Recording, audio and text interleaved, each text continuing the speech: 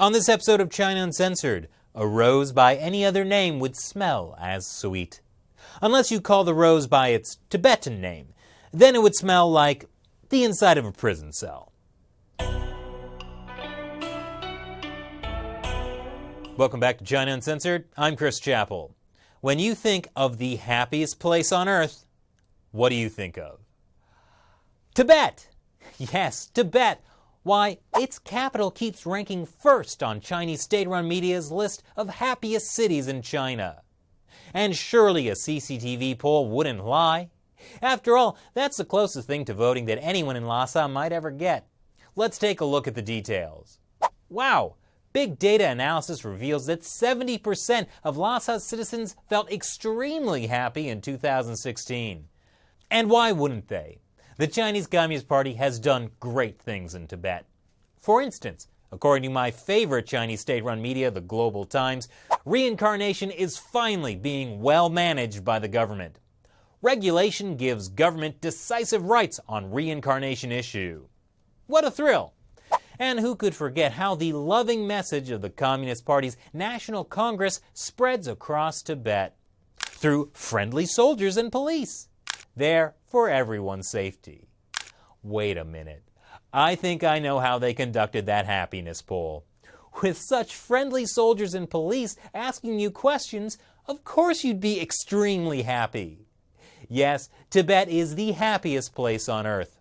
Minority rights for China's ethnic Tibetans are even guaranteed in the Chinese Constitution, particularly their right to speak the Tibetan language. It says, all nationalities have the freedom to use and develop their own spoken and written languages, and to preserve or reform their own folkways and customs. So what happens when an ethnic Tibetan tries to get Tibetan schools to teach the Tibetan language? He gets put on trial for inciting separatism, a charge that carries a 15-year prison term. And Chinese courts have a 99.9% conviction rate. So he was put on trial for doing something that's explicitly allowed according to China's constitution? I know what you're thinking. How could the officially atheist government that regulates reincarnation do anything so hypocritical? Well, it has to do with this documentary the New York Times made about Tashi Wangchuk 2 years ago.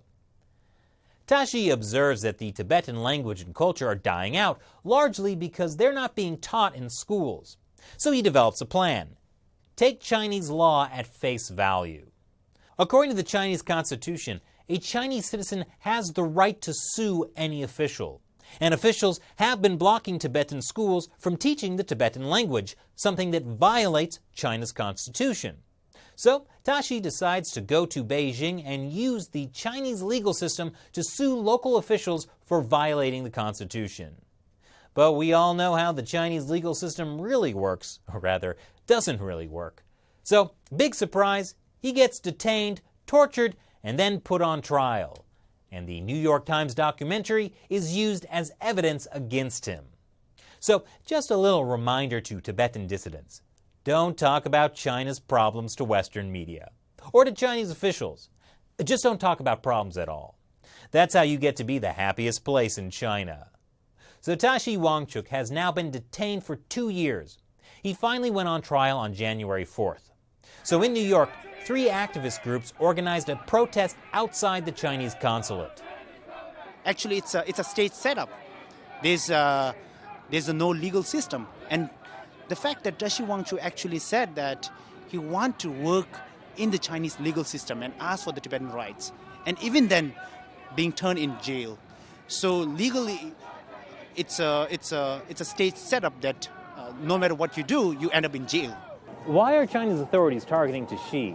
If speaking Tibetan is so subversive, why don't they just detain everybody? So Tashi Wangchuk, it's a prize for everyone. That's why, because he tried to fight a case in the Chinese legal system, and now he's in prison. So that means there's no justice in China.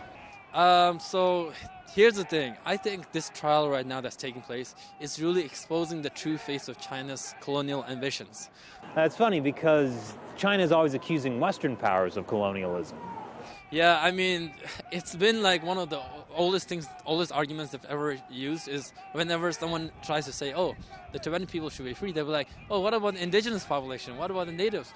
And right now, actually, you see a lot of countries actually trying to make amends. They're saying, we apologize for this. We want to make a difference, right? And a lot of work still needs to be done. But the Chinese government, they're not even, trying to get there. They're basically trying to wipe out Tibetan language and people who protect it, like Tashi Wangchuk. Well, what do they need to apologize for? Tibetans are so happy in Tibet. Yeah, that's definitely not true. Tibetans were so happy. Why did they not let China Uncensored in Tibet?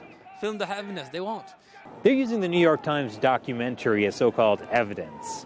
Do you think that she could use the defense that the New York Times is fake news? I have no comment about that. That's a whole another issue. But international attention is growing. And during Tashi's trial recently on January 4, there were diplomats from like 5 different embassies traveling to Tibet for the first time. And that's something big. And that's why right now there is no conviction. In fact, it is not Tashi on trial. It's the Chinese justice system is on trial. Could you teach me a Tibetan phrase? Something useful, like, help, I'm being detained by Chinese authorities. Ngala gyami ge mangmi ge Simpsons ngala robachedas. How about just help? We say I need help. We don't have one word. We say I need help. Ngala ropa godu. It's still too complicated. Well, if learning Tibetan is that hard, I can't imagine what it's like when the government is actively trying to stop you. And the crazy thing about Tashi Wangchuk being tried for inciting separatism is that he specifically told the New York Times he was not advocating for a free Tibet. He wanted to sort out the issues within China's legal system by using the legal system. Oh wait, I can see why that's subversive. So what do you think of Tashi Wangchuk's case? Leave your comments below. Thanks for watching this episode of China Uncensored. Once again, I'm Chris Chappell. See you next time. Hey, you know what makes me happy? When viewers like you check out ChinaUncensored.tv. That's our website, where you can see more great content from us, including half-hour episodes you won't see on YouTube. That's ChinaUncensored.tv. I'm feeling happier already.